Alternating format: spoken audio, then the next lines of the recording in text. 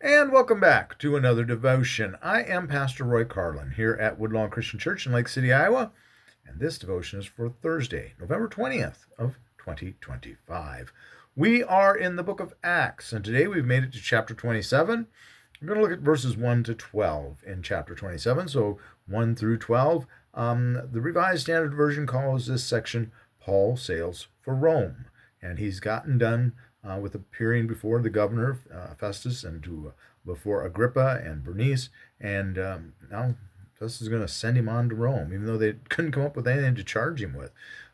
Seems crazy, doesn't it? Yeah, it does indeed. So, without further ado, let's jump into it. I try to keep this one pithy if I can. And when it was decided that we should sail for Italy, they delivered Paul and some other prisoners to a centurion of the Augustan Cohort named Julius. And embarking in a ship of Adramyt, which was about to sail to the ports along the coast of Asia, we put to sea, accompanied by Aristar, a Macedonian from Thessalonica, and the next day we put in at Sidon, and Julius treated Paul kindly and gave him leave to go to his friends and be cared for. And putting to sea from there, we sailed under the lee of Cyprus, because the winds were against us. And when we had sailed across the sea, which was off of Cilicia and Pamphylia, we came to Myra and Lase.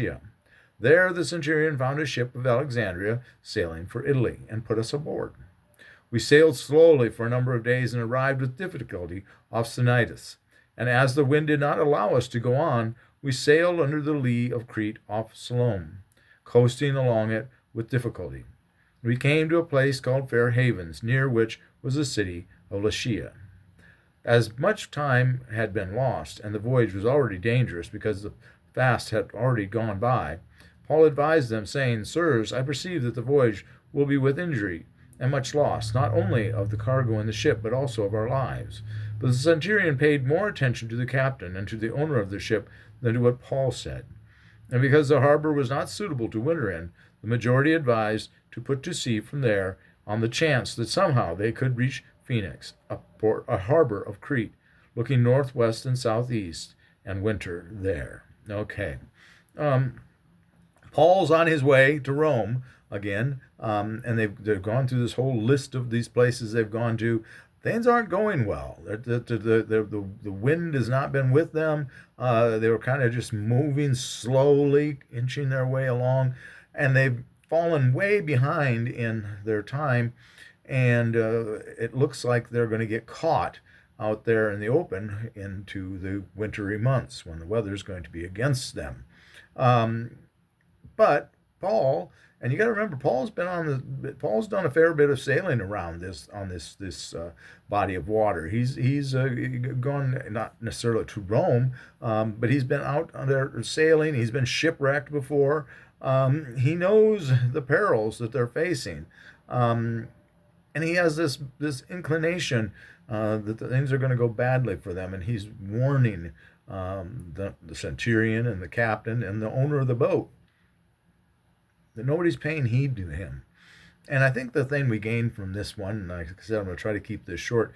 A lot of this is just detail work, to be quite honest. One thing we'll point out, we should sail, it says. So here, Luke's with them. Remember that. This is part of the we. Luke is with them, along with this Aristarchus, this Macedonian from Thessalonica, is along with them as well. But the thing we walk away from this is, there are times in our lives when we're going to know, I've got this bad feeling, or I just know this is going to go badly. This is going to go wrong. But nobody will listen to you. And that's something we have to deal with in life. And Paul's dealing with it here. He knows this is the wrong decision, but nobody is listening to him. How do we deal with that? That's tough. Here, Paul has no choice. And that's unfortunately a lot of the times where we end up when we've got these bad feelings about things, and others say, no, it's going to all work out. It's going to work out in the end, and it will. And they're not listening. We have no choice but to go along too. What do? Well, we do what Paul is going to do here. We double down on listening to God. First of all, we're going to come to that as we go along here, but we just have to put our faith in God. that even the foolishness of man, God can use it to further his cause. The mistakes, the arrogance, all of those things that we deal with, and mistakes made because of arrogance. I'm good at that one. If we trust in the Lord, even some good can come out of that. That's just what we have to believe, and we just have to put faith in God when we do it. We just better double down on our praying, and double down on that for sure.